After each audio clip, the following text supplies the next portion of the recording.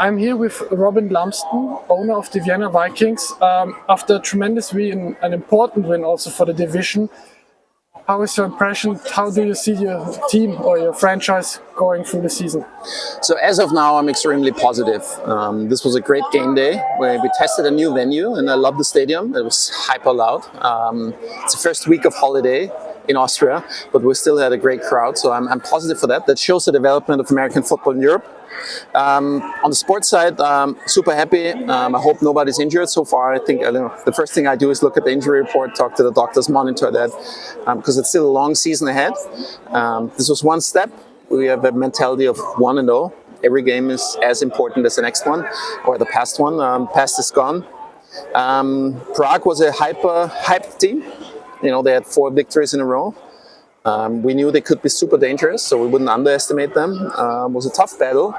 I think the score does not necessarily reflect the toughness of the game, but I believe we played super physical today and had a great game plan. So I would say today everything worked out. If there are no injury, perfect day. And I would say in 4 or 5 hours, we start focusing on the next game. You mentioned it, the toughness of the game, especially in the first quarter, then going on in the game, but still you put the points on the scoreboard. Is it that what is the work of Chris Caliker, his coaching team, your players, you signed, everything that harmonizes together? Yes, I believe it's a great mix. I think we certainly have a great player's potential. Look at our offense. Every receiver is ultimately a star. Great quarterback, great coaching. Certainly we have the best head coach in the league.